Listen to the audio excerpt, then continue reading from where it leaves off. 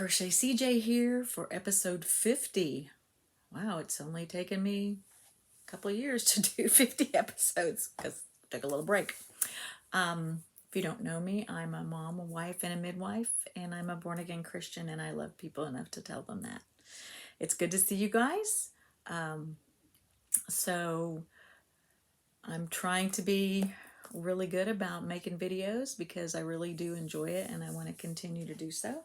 So we'll start with finished objects. So I decided I was going to try to make some Christmas stockings, and I have a hard time. My friend does a really beautiful Christmas stocking that she crochets. I can never get the heel to sit right. So I decided what I would do was take the vanilla sock pattern and just make a stocking, right?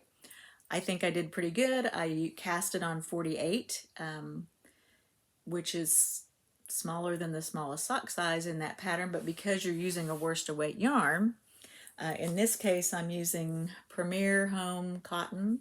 This is, well, come on, Cotton Glitz, and the color, seriously? It doesn't have a color name on here? Okay. I guess I should give it up. Anyway, it's obviously red and it has some silver in it. It is 83% cotton, 15% polyester, and 2% metallic. And I use the red and I use the white. I'm sorry, the red has gold through it and the white has silver through it. And the white's the same consistency. I actually bought these at Tuesday morning on sale last year at Christmas time. And I don't know why they had them on sale because Premier still makes these, but I found them there and that's what I bought.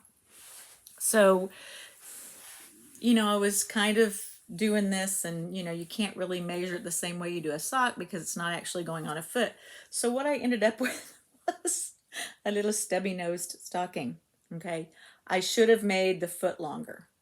I got that. I should have made the foot longer. Okay, so I can either pull the toe out and make the foot longer, or I can just leave this as it is, and I don't know. I guess that would be a cute stocking for one of the dogs, right? And I'll just make other ones. Anyway, I just thought it really worked out really well. I mean, like I said, I used the vanilla sock pattern. I cast it on 48 and just adjusted my measurements from there. And I think it turned out really well. I mean, it's a cute little stocking. It is, I mean, kind of big around. And because it's knit, it stretches. And so you could fit a lot of stuff in the stocking, just saying. But I'm hoping that by next Christmas I'll have enough of those made for all the kids and grandkids. That will be fun. My next finished object is the holly berry socks that I made for my friend, and I've got them on the sock stretchers.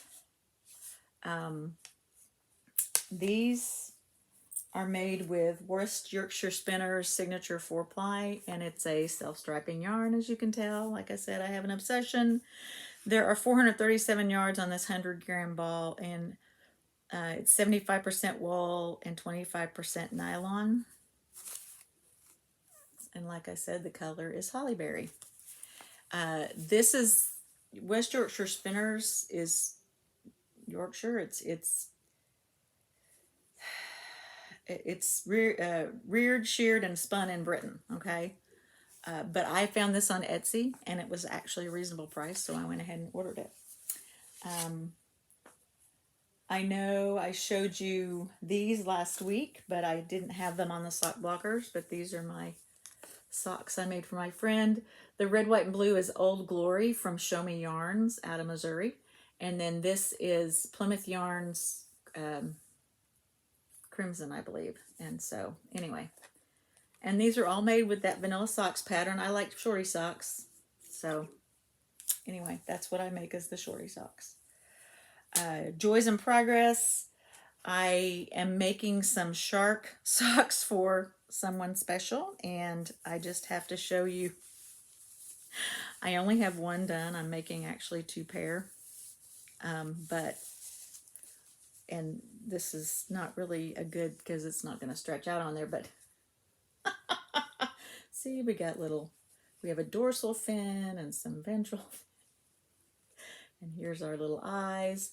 This part of the shark is made with jeans from Lion Brand. It's vintage is the color.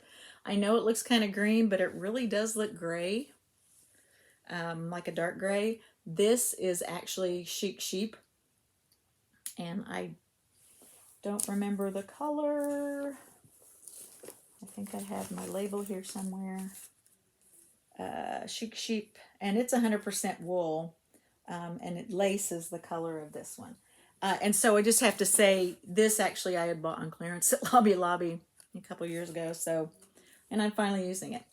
The eyes are Red Heart Super Saver Black, and then the red around the mouth is Red Heart Super Saver and Cherry Red, and then the teeth are still the Chic Sheep, so they're supposed to be kind of white or whatever, and it is kind of a cream color, but I thought it turned out really cute. Anyway, one down, one to go. And it goes really fast because it's 4-weight yarn, so it actually, the pattern, I bought a pattern online. And I mean, honestly, I did not contact the pattern maker. I did contact her once to ask her what yardage she used to make the socks, because that yardage is not on the pattern, which I think is kind of an essential part of a pattern.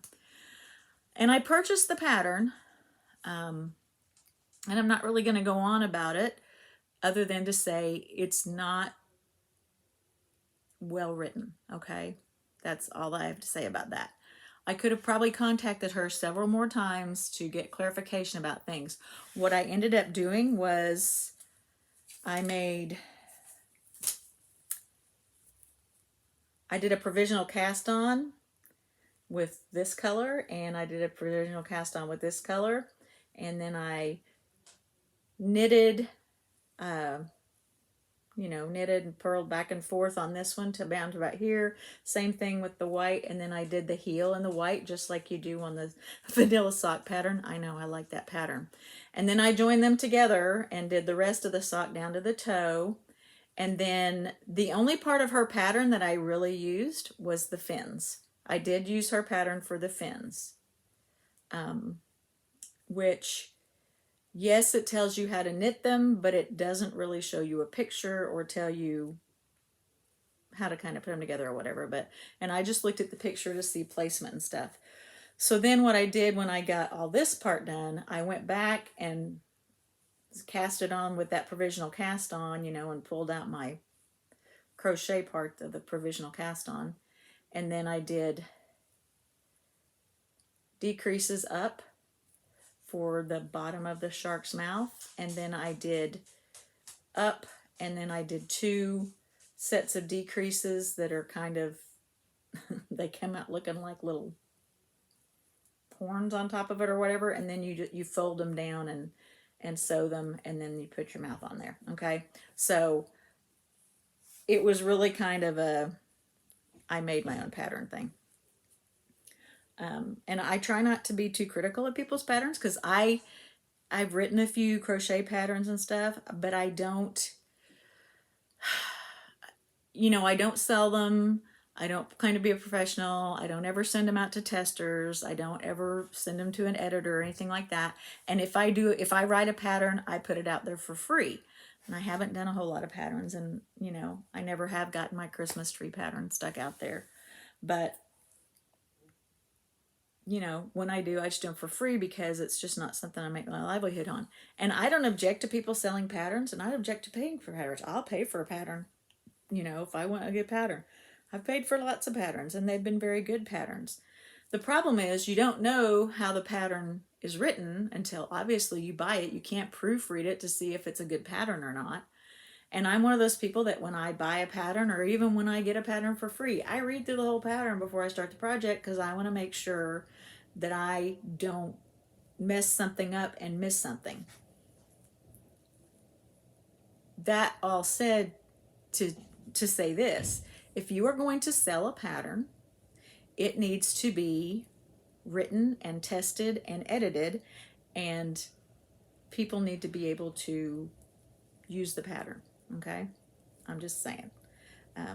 I didn't feel it was a useful pattern. So anyway, I have tried this on my big foot, and yes, it's made bigger than a sock, but that's because it's not really supposed to be a sock. It's more of a house slipper. And then I am going to start another pair of socks as soon as I finish the sharks. I really need to get those done sometime this next week. And then I'm going to start a pair of socks for myself. And like, I don't have enough socks already, but I really like socks. Acquisitions. I haven't really been out shopping for things, but I will show you one more of my lovely Christmas gifts. This looks kind of black actually, but it is actually bottle green. It's a really dark green. It's gorgeous, and it is from Kerry Woolen Mills in Ireland, and it is 100% pure new merino wool, and it's 200 grams, so there's 660 yards. So it's not a, I don't know. I guess it's closer maybe to a DK. It's not really a, I guess that could be a, I don't know. You could make socks out of it. I mean, it's wool. I will probably use this in a shawl with some other things and kind of use this as my base color because I think it's gorgeous. Anyway, that's about it on that stuff. Insofar as life events, so you know, 2 weeks ago, the doctor took me out of the boot, put me in a brace. The brace was super uncomfortable. I mean, it was, you know, part of it, he wanted me to have some more compression because you can have swelling for up to a year after you have this surgery. I thought it was just about 4 months, but he told me it could be up to a year before the swelling quits coming back. So part of it's compression. Now I do wear compression socks the majority of the time. And so after about 10 days in the brace, he told me 2 weeks. After about 10 days, I was just having such a hard time trying to walk, even with a cane. So I started taking the brace off for a few hours every day and trying to walk in just my shoe and compression sock. You know, I mean, I'm still having some pain and some cramping and stuff, but it's infinitely better without the brace on. If I'm going to be up a long time, I try to wear the brace. And in fact, I wore it Monday. We were driving out of town for, you know, about an hour and a half away. And so I put the brace on and I wore it the 3 hours we were out, and then headed home. And I was driving home and I literally had to pull the car over after about an hour and take the brace off because I thought that my foot was going to explode, and it just felt like knives. It didn't, you know, I could tell it was swollen because it's swollen all the time right now, but yeah, you know, and I get why they want you to have the brace on to support your ankle. I've been very careful. I'm actually walking quite a bit without even a cane, so that's kind of nice. So getting around a little bit more and feeling better about that, so that's good. And then you know, next steps is 2 weeks from today I go back to work. So prayers are appreciated that I get really good healing. Sometimes I get up, you know, I got up this morning and it was almost normal to walk around. You know, I get up in the mornings and I put my compression socks and my shoes on before I get out of bed. I don't walk around in my bare foot because I know I need support and cushioning for it. I stand a little bit in the shower, but I'm still using the shower chair so that I don't overtax that joint and all that. But, you know, you do what you do. So anyway, I'm just umming and ahhing and just being crazy, aren't I? So that's about it for today. I know it's a short video, but that's all right. I like short videos because they're fun to watch. You know, I almost thought I was getting to the point where I was almost doing Vlogmas. I felt like I was making so many videos, and I know I haven't made that many since I started back, but anyway, it's all good. So you guys take care of yourselves out there. Remember that Jesus loves you, and so do I. Bye.